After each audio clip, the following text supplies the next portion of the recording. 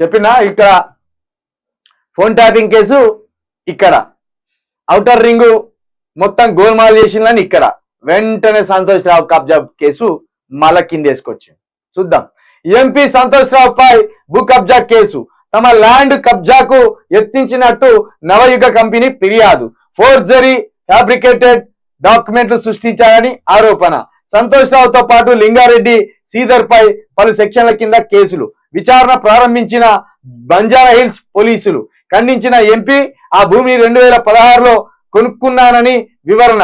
తప్పుడు ఆరోపణలు చేస్తున్న వారిపై చట్టపరంగా చర్యలు తీసుకుంటానని హెచ్చరిక. ఇక్కడ రాసిందిగా డైరెక్ట్ ఎంపీ మీద కేసు అని ఇక్కడ రాసి ఈయన 2016లోనే కొన్నానని కింద చిన్నగా రాసిండు.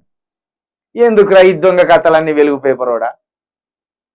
పచ్చగా ఉంటే కళ్ళలో నీళ్లు పోసుకుంటా, కళ్ళలో నిప్పులు పోసుకుంటావరా? జరిగిందా ఇది? ఏ బాధితులు రాకపోయా? మరి మీడియా ముందుకు రాకపోయా? నవయుగ కన్స్ట్రక్షన్ కంపెనీ అంటే అది చిన్న కంపెనీ, అది దానికి ఒక పెద్ద చరిత్ర ఉన్నది, చాలా పెద్ద కంపెనీ. వాళ్ళు తలుచుకుంటే మోడీకి కూడా కొన్ని డబ్బులు ఇచ్చి వీళ్ళ భర్తం పట్టవచ్చు. కేసీఆర్ అధికారం కోల్పోయినాకనే ఇవన్నీ బయటకు వస్తానయా? జగన్మోహన్ రెడ్డిని కదా వాళ్ళ నాయన ఉన్నన్ని రోజులు జగన్మోహన్ రెడ్డి మంచి ఆయన ఎప్పుడైతే అధికారం కావాలనుకున్నాడో జగన్మోహన్ రెడ్డి మీద 300 కేసులు వేసి పడేసింది. ఇప్పుడు కూడా కేసీఆర్ ఉన్నన్ని రోజులు ఇలాంటి నవయుగ సంస్థలు కావచ్చు, ఇంకో సంస్థ కావచ్చు, ఇంకో సంస్థ కాదు, కేసీఆర్ ద్వారా లబ్ధి పొందే కార్యక్రమం చేసిండు. కేసీఆర్ కూడా వాళ్ళకి అప్పనంగా ఇదోటి ఇచ్చే పని చేసిండు. తీరా కేసీఆర్ అధికారం కోల్పోగానే ఇప్పుడు వాళ్ళ మీద రాళ్లు పట్టుకొని రువ్వేదానికి సిద్ధంగా ఉన్నారు. ఇక అలాంటి వాటికి ఇలాంటి పేపర్లు వత్తాసు పలుకుంటా వస్తాను. బీఆర్ఎస్ నేత ఎంపీ సంతోష్ రావుపై భూ కబ్జా కేసు నమోదైంది.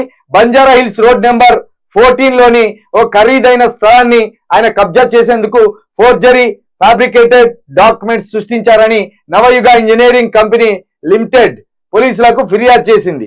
ఈ మేరకు కంపెనీ ప్రతినిధి చింత మాధవ్ మార్చి 21న ఇచ్చిన ఫిర్యాదు ఆధారంగా బంజారా హిల్స్ పోలీసులు సంతోష్ రావు, లింగారెడ్డి శ్రీధర్ పై కేసులు నమోదు చేశారు. ఇది 100% రేవంత్ రెడ్డి వీళ్ళు వెనక ఉండి ఎప్పటికప్పుడు వీళ్ళని ప్రోత్సహిస్తూ ఇప్పుడు మనకే అధికారం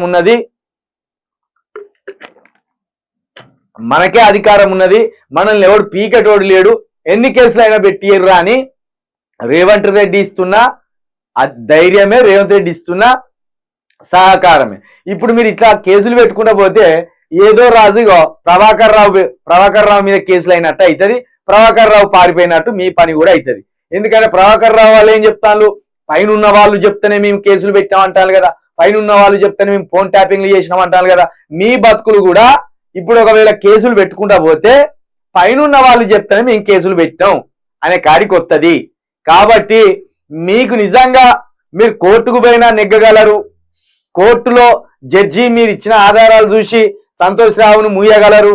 సంతోష్ రావు నిజంగానే కబ్జా చేసిందంటే గనక మీరు పెట్టండి. లేదంటే ఒట్టిగానే ముఖ్యమంత్రి రేవంత్ రెడ్డి ముఖం చూసి కనుక మీరు కేసులు పెట్టుకుంటా పోతే ఏదో రోజు మీరు కూడా ఆగమవుతారు.